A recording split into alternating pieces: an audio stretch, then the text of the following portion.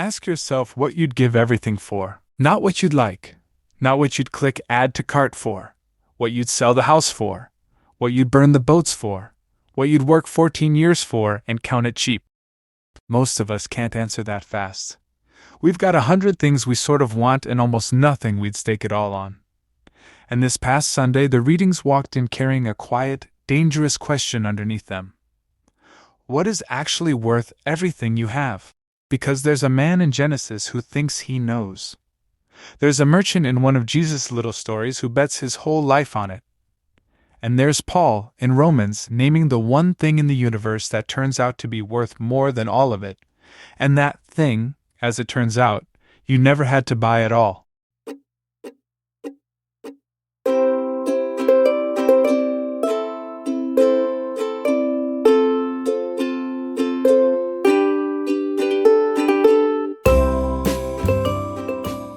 Ancient truth for the modern week.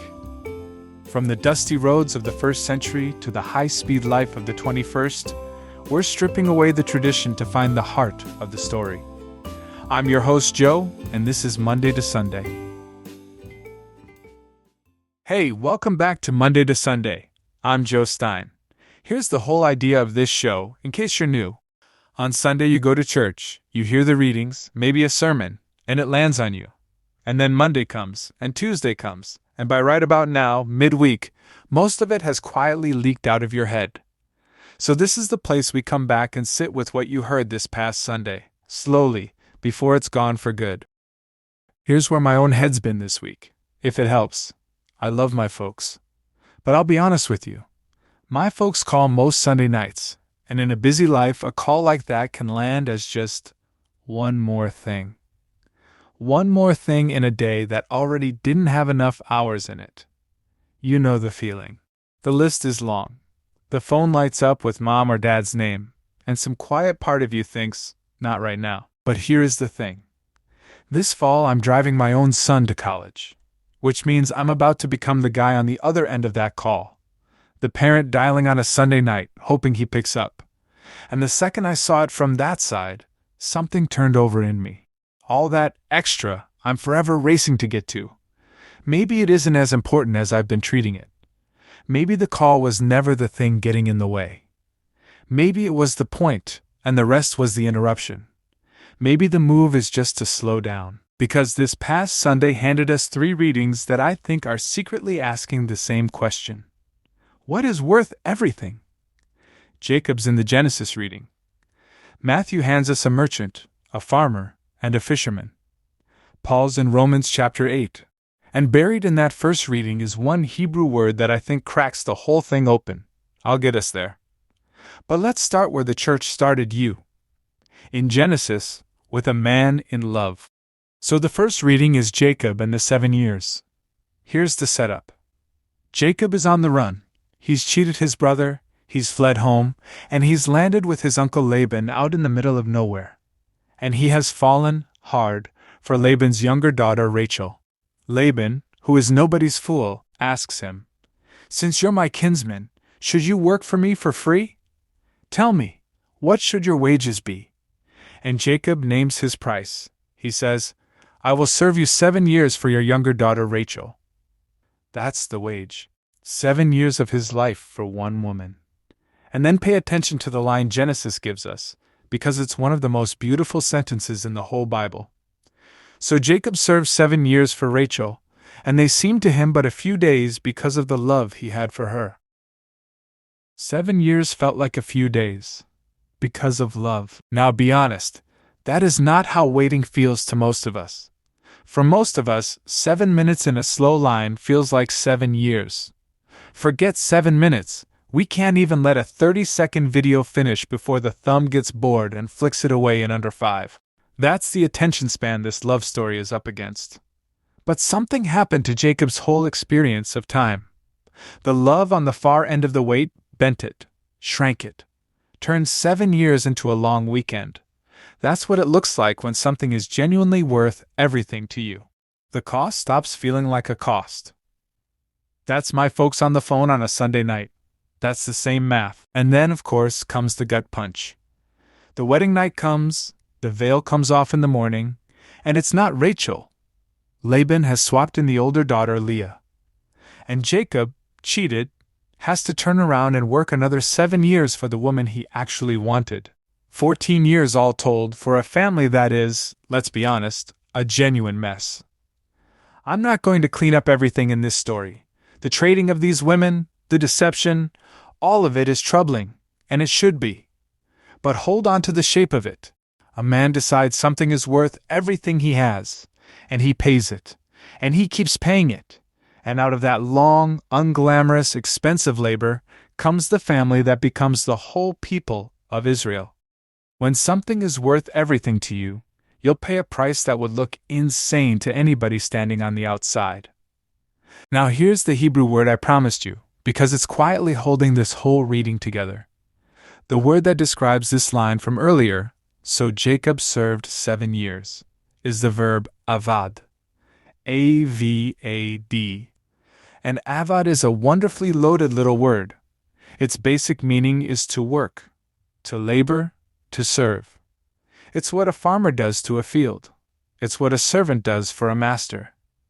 But here's the part that matters. That same word, avad, is also the ordinary Hebrew word for worship. To serve God and to worship God are, in Hebrew, the same verb. The noun built off it, avoda, means both work and worship. It's the word used for the labor of the fields and for the service at the altar in the temple at the same time. Think about that for a second. In the Bible's own language, there is no clean line between what you work for and what you worship. Your avoda, your labor, the thing you pour your days into, is a kind of worship. Jacob served, avad, 7 years for Rachel. And the same word says, whatever you'd pour 14 years into, whatever you'd count cheap for love, that's your altar. That's what you actually worship.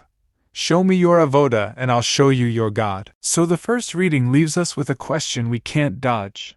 What are you spending your one life serving? Because you are worshiping it, whether you meant to or not. Now carry that question into the gospel, because Jesus tells 4 tiny stories that are all about the same thing. Something worth everything. And he does it in about 100 words. First, the kingdom of heaven is like a mustard seed, the smallest of all the seeds, that grows into the greatest of shrubs, big enough for birds to nest in. Then, the kingdom is like yeast a woman hides in 3 measures of flour until all of it is leavened. Small, hidden things that don't look like much when they start. And then the 2 that go right at our question. The kingdom of heaven is like treasure hidden in a field, which someone found and hid. Then in his joy he goes and sells all that he has and buys that field. And the kingdom of heaven is like a merchant in search of fine pearls. On finding one pearl of great value, he went and sold all that he had and bought it. Do you hear the echo of Jacob? Here are 2 people who find one thing so valuable that selling everything else to get it isn't even a hard decision. The merchant doesn't agonize. He spent his whole career handling pearls, and the second he sees this one he knows, everything I own is worth less than this. So he liquidates his entire life, gladly, and buys the one thing. That's the same math as 7 years feeling like a few days. When you've actually seen the treasure, the price stops being the point. And then Jesus closes the whole set with the net. A net thrown into the sea catches fish of every kind, and at the end of the day the good get kept and the bad get thrown out. Which sounds like a hard turn, from treasure to judgment, but it's really the same message from the other side. It says, this stuff is real.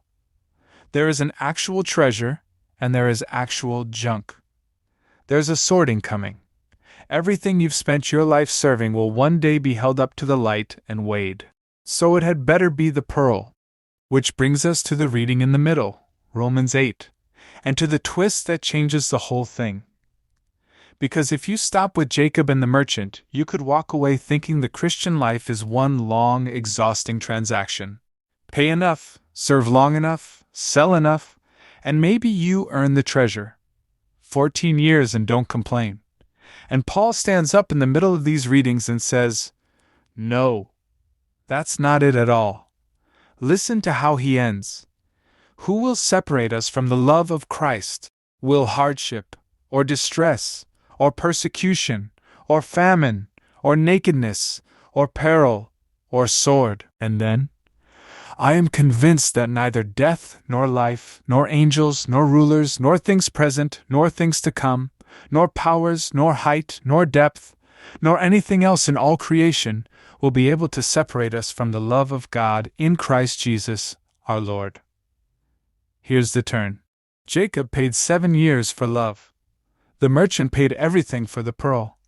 And Paul says the deepest treasure in the universe, the love of God, is the one thing you cannot buy, cannot earn, cannot work 14 years for, and just as importantly, cannot lose. It's not on the market. It was given. He who did not withhold his own son, Paul says, but gave him up for all of us, will he not with him also give us everything else? So flip the picture. We spend our lives like Jacob and the merchant, laboring and selling and serving to get the thing that's worth everything. And the gospel says, the thing that's worth everything already sold everything to get you. You are the pearl God went and bought. You are the treasure in the field. The love you'd give 14 years for came looking for you first, and paid the whole price itself. So here's what I'd send you into the week with. Watch your AVOD this week. Watch what you actually serve, where the hours go, what you'd sacrifice sleep and money and peace for. Because that's your worship, and half the time we're pouring 7 years into things that won't survive the net. That's the part that should stop us cold. Those are the boats we're quietly burning, going all in, no way back, on things we'd never have chosen on purpose, and we don't even notice we've done it. And then let this land. The one treasure that's genuinely worth everything is the one you already have, free, and can't lose. You don't have to earn the love of God. You have to wake up to it. You have to stop working 14 years for pearls that crack and notice the merchant who already sold everything for you. Spend your life on that. It'll make the cost of everything else feel like a few days. I'm Joe, and this has been Monday to Sunday. Thanks for walking this road with me. Now take this truth into your week, and I'll see you on the next chapter.